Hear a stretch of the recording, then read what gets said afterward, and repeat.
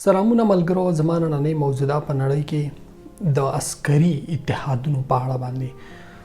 په نړۍ کې اوس هم عسکري اتحادونه موجود دي چې په هغې کې تر ټولو نه سرفهرست، تر ټولو نه په لوی قوت سره نیټو موږ نن هم وینو، پرون هم لیده. دغسې که موږ لنډ تاریخ تر سوویت یونین د شوروي اتحاد تاریخ ته لاړ شو، نو د هغې یو اتحادي قوا یا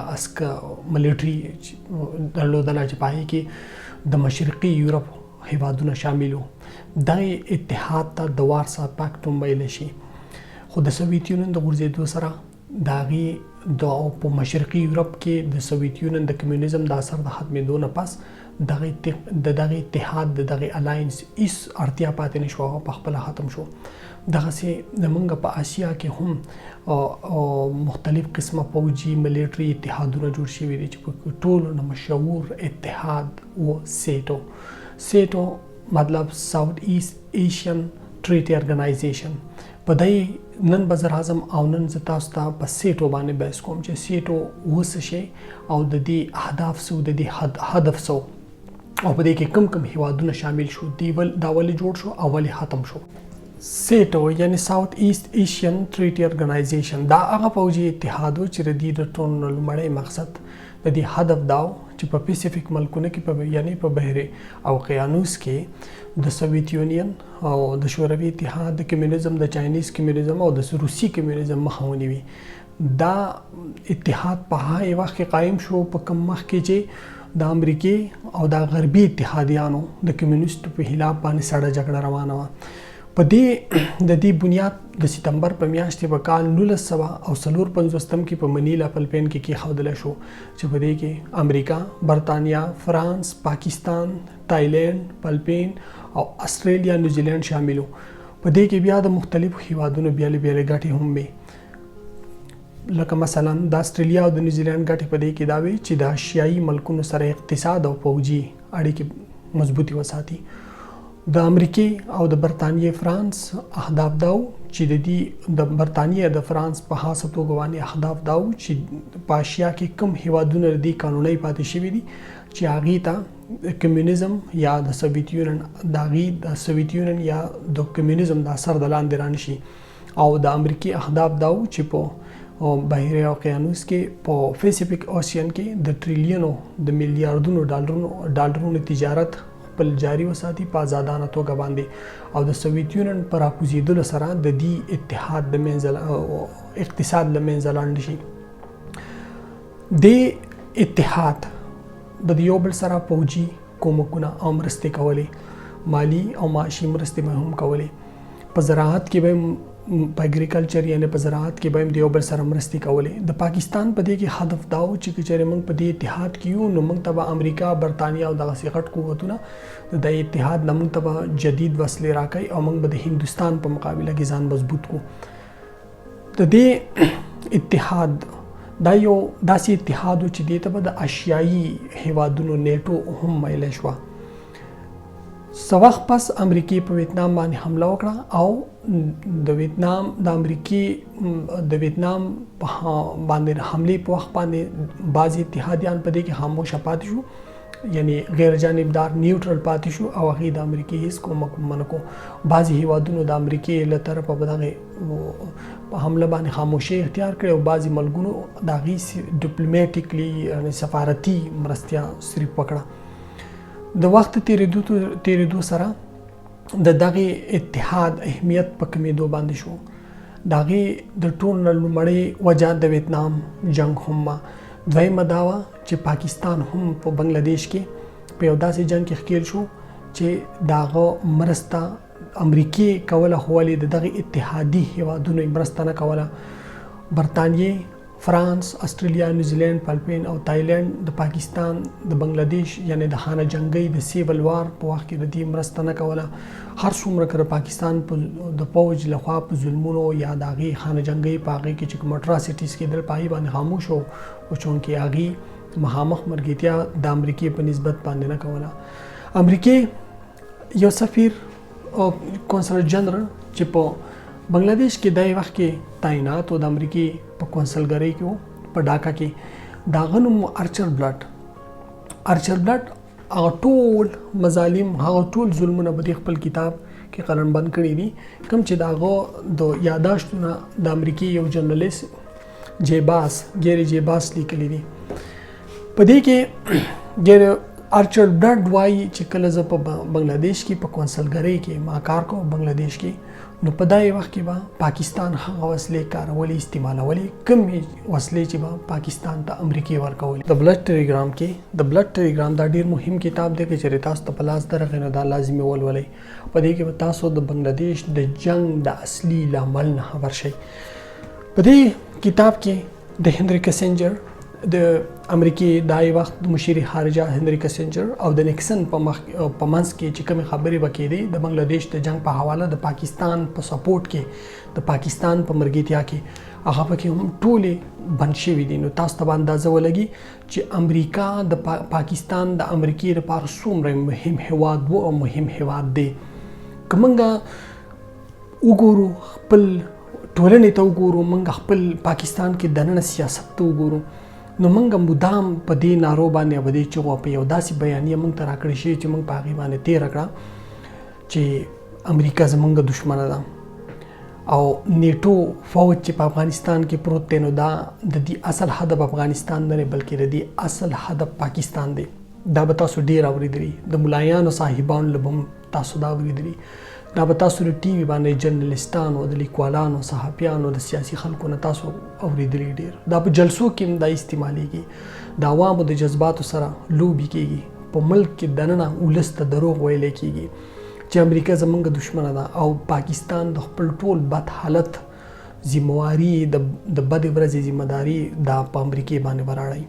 کچېرې منګه د آرچر بلډ د ګیری جیباس تا کتاب د بلډ ټلګرام ولوستو نو موږ ته اندازه وشي چې پاکستان د امریکای لپاره څومره مهم دی. نن ملګرو کوم موږ وګورو نو سیټو ساوث ایشین ټریټي ارګنایزیشن چې کوم د ایشیا نیټ ورته مایل شو هغه نشته دغه وجود نشته خو ولې داغي په ځای باندې نن یو بل اتحاد زموږ په هیته کې په اشیا کې منځته مهیته راتلو والا دی بلکې جوړ شوی دی چې هغې ته کواد وایي او په دغې باندې به زه په بله ویډیو کې په راتلونکي ویډیو کې زه خبرې کوم چې کواد څه شی دی او د هغې اصلي هدف څه دی. زما د دې نننۍ ویډیو مطلب د دې موخه دا ده چې منګه روزانه اورو په پاکستان کې درنه د ولس نه د ولس په ذاتی په نجی محفلونو کې د صحافیانو جرنالستانو نه چې امریکا د پاکستان دشمنه ده غرب د پاکستان دشمن دی مغرب د پاکستان دشمن دی خو له داسې نه ده. په دې کتاب کې یو ځای کې دا هم لیک دی بلکې دا د پاکستان پخوانی سفیر حسین حقانی په خپل کتاب کې لیکلی دی چې کله هم د امریکای د سیکرټري خارجه مشیر سیکرټري اف سټیټ مشیر هنري بیروډ پاکستان کې کله موجود شتون درلود نو په ای وخت کې ایوب خان دغه دفتر ته ورغی او ایوب خان هغه ته د عیسی علیه السلام په خاطر باندې زمونږ ملټري جوړه کړي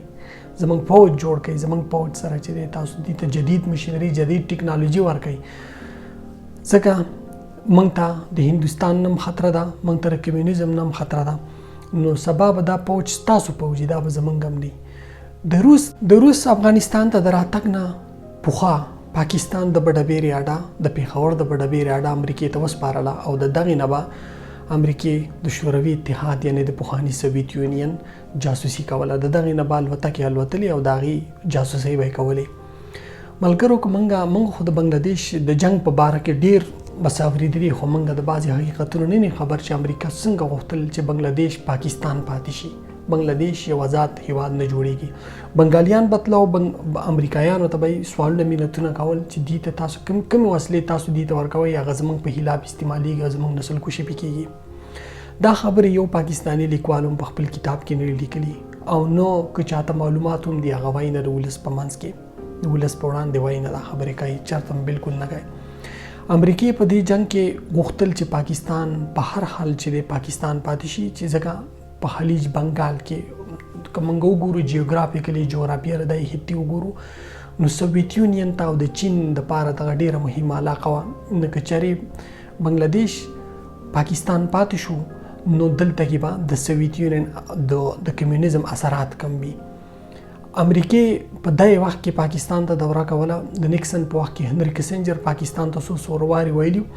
چې که چېرې تاسو غواړئ نو موږ به له اردن او د ایران نه وخت کې ایران کې بادشاهت و شاه ایران د امریکې اتحادي نو موږ به د اردن او د ایران نه د هغې نه به تاسو د هغې ته چې کوم ټینکونه کوم وسلې موږ ورکړي موږ به جهازونه د هغې نه به موږ د هغې په ترو باندې به د هغې په کومک سره به موږ تاسو ته چې سپلای کړو او تاسو د بنګلادیش خپل بنګلادیش وساتئ مطلب مشرق پاکستان وساتئ. دا ملګرو ارچر بلډ وایي د بلډ ټیلیګرام کې چې زه به د کونسلګرۍ کې ولاړم ما به تماشه کوله چې امریکني جهازونو به د مغربي پاکستان د پوځونه په C-130 جهازونو کې راوړل او دلته به کوزول او جګړې ته به یو نور کومک په ورکاو نور رینفورسمنټ پر رالیږو او د بنګالیانو خلاف جګړه به کوله. دا هر څه امریکې دا هر څه امریکې ښه لیدل. د بنګالیانو نسل کشي هم لیدله د بنګالیانو قتل عام هم لیدو او چونکې پاکستان د امریکې دپاره مهم و نو هغې ورسره پټ کومکونه هم کول او پاکستاني بچ هم ساتلو. امریکې پاکستان ولې بچ نه کړی شو د هغې تر ټولو لویه وجه دا هم چې د بنګال بې کې چې په انګلیش کې موږ ورته په اردو کې خلیج بنګال وایو په دغې کې د سوویت یونین بحري فلیټس چې کوم دي جنګي جهازونه له مړي نه ولاړو. امریکا په ویتنام کې نښتې وه نو امریکې د هغې محاصره د هندوستان محاصره نه شوه ماتولی. امریکې په دې جنګ کې د امریکې د CIA اهلکارانو افیسرانو څو وارې چین ته هم دوره کړې وه چې که چېرې هم هندوستان په بنګلادیش باندې حمله وکړي نو تاسو په هندوستان باندې چې دی حمله وکړئ. ځکه د چین په دغه وخت کې د امریکې سره نوي نوي تعلقات جوړ شوي او د چین د روسي کمیونیزم په مخالف د هغې سره هم سیاسي مسایل روانو او هندوستان سره هم د هغې یوه جګړه شوې وه نو هغې نه غوښتله چې پاکستان مات شي پاکستان غوندې یو دوست هېواد مات شي. نو امریکې څو وارې چین ته هم دا ویلي چې تاسو پوځونه د هندوستان په سرحد باندې تعینات کړئ نو په دې باندې به یو پریشر یو دباو جوړي او دوی به چېرې هم په بنګلادیش باندې حمله په مشرق پاکستان حمله ونه کړي. خو ولې دغه پلان هندوستان د سوویت یونین په مدد سره ناکامه کړو په کومک سره ناکامه کړو او د سوویت یونین د انټلیجنس په بنیاد باندې هغې ته هندوستانیانو ته دا حکم ورکړی شو چې تاسو د دسمبر په میاشت کې په بنګلادیش ورننوځئ. ځکه چې که تاسو چېرې په بنګلادیش د دسمبر په میاشت کې ورننوځئ نو چین به هیڅکله هم په تاسو باندې حمله ونه کړي. وجه سره ځکه دغه کومنګ د هندوستان او د چین په منځ کې سرحد وګورو د همالیا غرونه راځي د همالیا غرونه چې ورته موږ وایو دغه غرونه دي او هغه په دسمبر په میاشتو کې د واورو ډک وي نو چین لپاره مشکله شي چې په تاسو باندې حمله وکړي. ملګرو سیټو اتحاد تاسو ته ما په دې لنډو الفاظو کې وی چې د مقصد سو او د سیټو کې د پاکستان اهمیت سو. منګه که تاسو بیا منګه که په دې 13 کلونو په افغانستان کې جګړه وګورو نو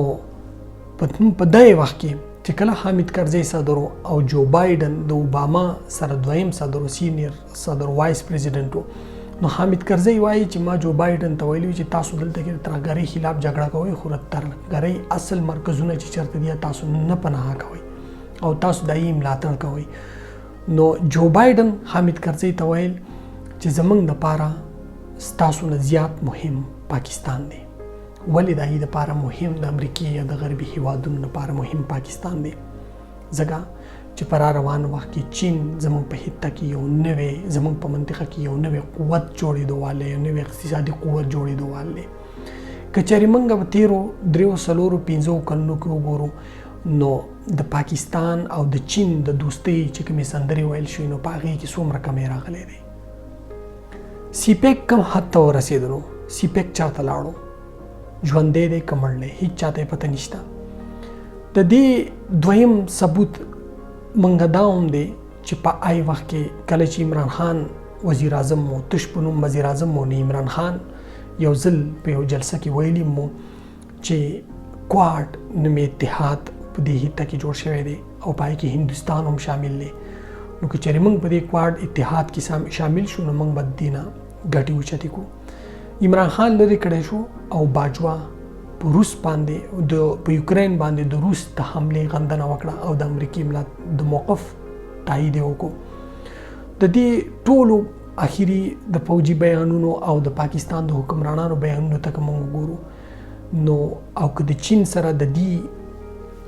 کوم تعلق و هغې په یخېدو په سړېدو ته موږ وګورو نو موږ ته به اندازه وشي چې پاکستان لا اوس هم د امریکې د غربي هیوادونو لپاره یو مهم هیواد دی او په منطقه کې په نوي اقتصادي جنګونو کې به د امریکې لپاره هغسې یو رول ولوبوي کوم رول چې په افغانستان کې د سوویت یونین په خلاف یا په لاس کې د کمیونیزم په خلاف باندې یا په د کوریا په جنگ کې د کمیونیستو او د ډیموکریټانو په جګړه کې کوم رول پاکستان لوبولی. نو نن دپاره دغه کافي وه. را روانه ویډیو کې به زه تاسو ته ضرور په کواد باندې بحث کوم چې د کواد اتحاد مقصد څه دی او د پاکستان او د امریکې لپاره دا اتحاد څومره مهم ثابتېدلی شي او مهم دی. د خدای په امان.